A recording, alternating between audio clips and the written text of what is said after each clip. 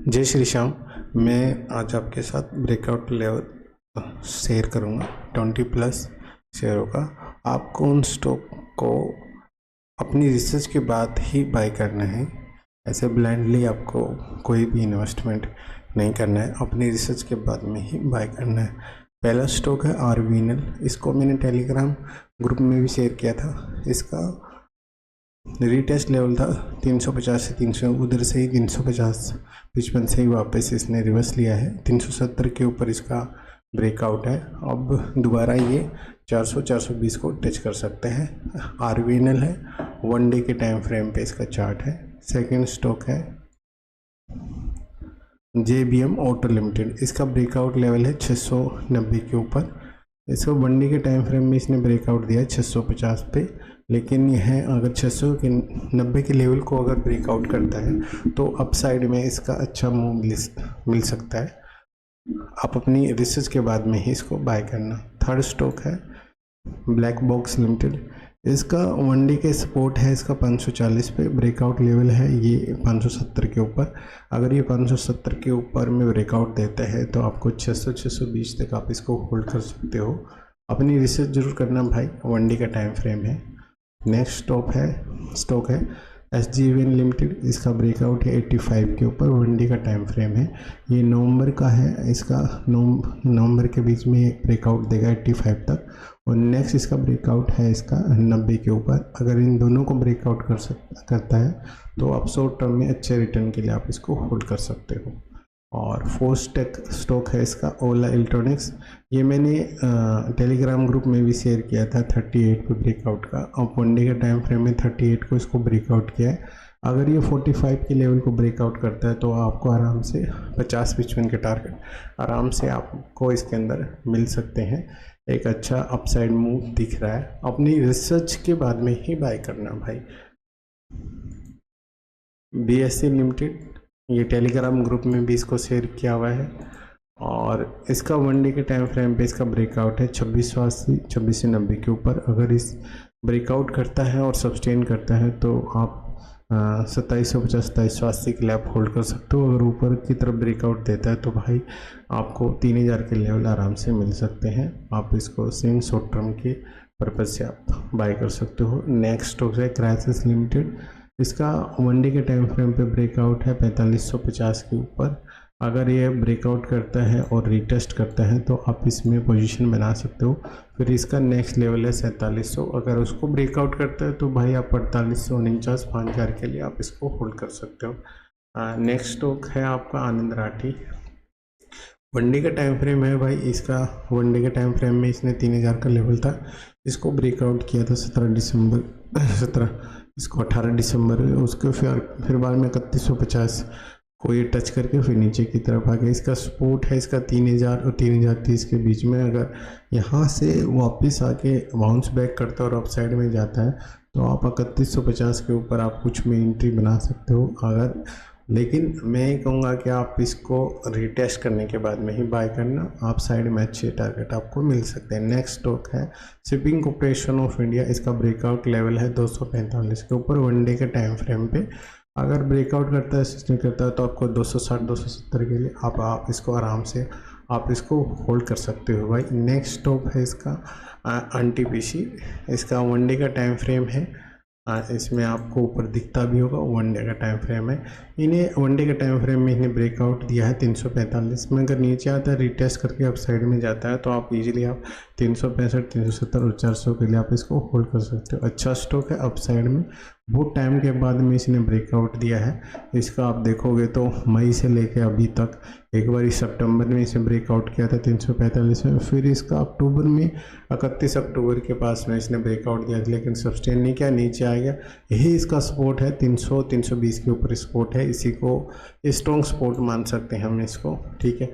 अगर breakout sustain करता है तो आराम से आपको 380 400 के लिए आप उसको होल्ड कर सकते हो। नेक्स्ट स्टॉक है आपका JSW एनर्जी। 1 डे का टाइम फ्रेम है और इसने 500 लेवल को इसने ब्रेकआउट किया था। अब नेक्स्ट है इसका 520। अगर इसको ब्रेकआउट करता है तो नेक्स्ट लेवल रहेगा इसका 540 45 के बीच में। अगर भाई इन दोनों को ब्रेकआउट करता है तो आप कुछ शॉर्ट टर्म के लिए आप इसको बाय एंड होल्ड कर सकते हो।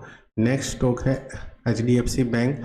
इसका ब्रेकआउट लेवल है भाई 1010 के ऊपर। देखिए आप इधर देखोगे 4 दिसंबर से लेके ये ऊपर की तरफ इसने ब्रेकआउट नहीं करा, फिर ये 1020 के ऊपर है इसका ब्रेकआउट। ये सस्टेन करेगा ऊपर की तरफ तो आप इसमें जा सकते हो। नेक्स्ट स्टॉक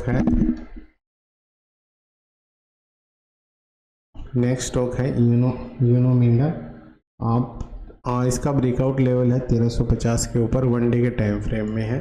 अब इसने इसका लास्ट ब्रेकआउट था ये 1310 के ऊपर था, इसने ब्रेकआउट किया। अब ये 1350 के लेवल को अगर ब्रेकआउट करता है, सस्टेन करता है, तो अप साइड में आपको अच्छे लेवल मिल सकते हैं। 4 आवर के टाइम फ्रेम में भी अच्छा है, लेकिन 340-350 के बाद में ये आप ऊपर अप साइड में आपको अच्छा मूव देख सकता है भाई। इस स्टॉक को या कोई भी स्टॉक मैं आपको बताता हूँ तो आप ब्लाइंडली आपको किसी के अंदर में भी इन्वेस्टमेंट नहीं करना। आप अपने खुद का रिसर्च के बाद में ही इसको बाय एंड होल्ड करना है। नेक्स्ट स्टॉक है पेटीएम। टेलीग्राम ग्रुप में मैंने शेयर किया है इसको। आप इसका 1350 के ऊपर ब्रेकआउट है, आप इसको 1350 ब्रेकआउट करेगा तो आप इसके अंदर एंट्री बना सकते हो। फिर नेक्स्ट है इसका 1350 के ऊपर, 1380 के ऊपर, 1390 अगर सस्टेन करता है, ऊपर की तरफ ब्रेकआउट करते हैं तो आप लॉन्ग टर्म के लिए आप होल्ड कर सकते हो। नेक्स्ट स्टॉक है निप लिमिटेड। इसका टाइम फ्रेम है 1 डे के टाइम फ्रेम में है। इसका ब्रेकआउट है 1260, 1280 के ऊपर। और नेक्स्ट है इसका 1350, 1360 के ऊपर। अगर दोनों को ब्रेकआउट करता है तो आपको इजीली आपको 1450, 1500 के टारगेट मिल जाएंगे। लेकिन अपनी रिसर्च के बाद में ही आपको इसके अंदर में कोई भी इन्वेस्टमेंट करनी है भाई। नेक्स्ट स्टॉक है इसका BDL, भारत डायनेमिक। बहुत टाइम से नीचे की तरफ है। आप अगर इसको एक इन्वेस्टमेंट पर्पज से कर रहे हो तो इसका सपोर्ट 1450 के ऊपर है। आप देखोगे 1 डे के टाइम फ्रेम में अगर यहाँ पे 1510 के ऊपर ब्रेकआउट करता है, सस्टेन करता है, तो 1560, 1580 के लेवल को ब्रेक करता है तो नेक्स्ट होएगा 1640, 50। उसके बाद में आप इसको शॉर्ट टर्म के लिए होल्ड कर सकते हो, आपको अच्छा रिटर्न देगा। नेक्स्ट स्टॉक है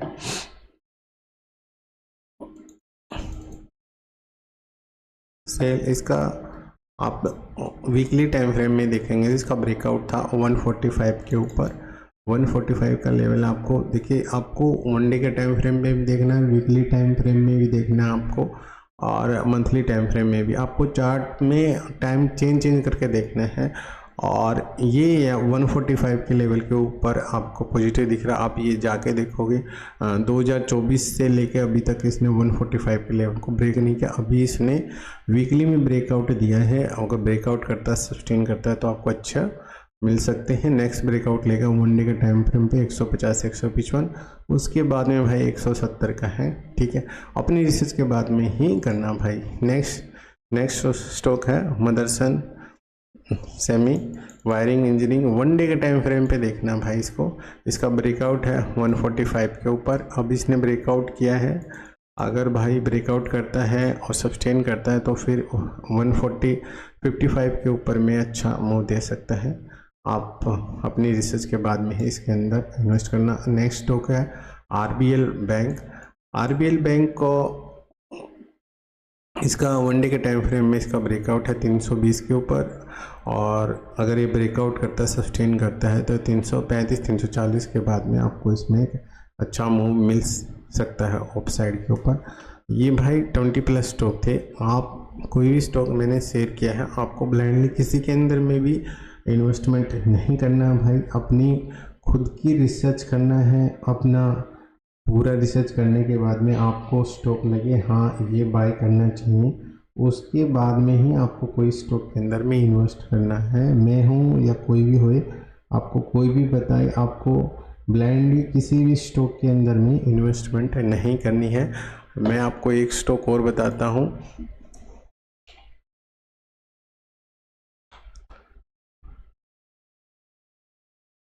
डाबर। इसका ब्रेकआउट है 525 के ऊपर। 1 डे का टाइम फ्रेम है। अगर ये ब्रेकआउट करता है अप साइड में आपको अच्छे पॉइंट मिल सकते हैं भाई। ठीक है, तो ये 20+ स्टॉक हो गए। कोई भी स्टॉक है आप इन्वेस्टमेंट करना अपनी रिसर्च के बाद में, ब्लाइंडली इन्वेस्टमेंट मत करना, लर्निंग करना, लर्निंग के बाद में इन्वेस्टमेंट करोगे तो अच्छा रहेगा। कोई भी स्टॉक करना आप अपने इन्वेस्टमेंट पर्पज से ही बाय सेल करना। कोई मेरा पर्सनल रिकमेंडेशन नहीं है कि आपको इनके अंदर इन्वेस्टमेंट करना है, अपनी रिसर्च के बाद में ही बाय करना। अगर आपको कोई भी स्टॉक से रिलेटेड कोई भी इंक्वायरी हो, कुछ भी क्वेश्चन हो, तो आप मेरे को मैसेज कर सकते हैं इंस्टाग्राम पे, टेलीग्राम पे और यूट्यूब के ऊपर भी। कोई भी आपको डाउट लगे आप मैसेज करो, कोई दिक्कत नहीं। अगर मेरे को लगेगा कि हाँ मेरे को आपके साथ शेयर करना चाहिए, मेरा भी बिल्कुल शेयर करूँगा। ऐसी जानकारी के लिए आप मेरे को टेलीग्राम, इंस्टाग्राम, थ्रेड और यूट्यूब पे आप फॉलो कर सकते हैं। जय श्री श्याम।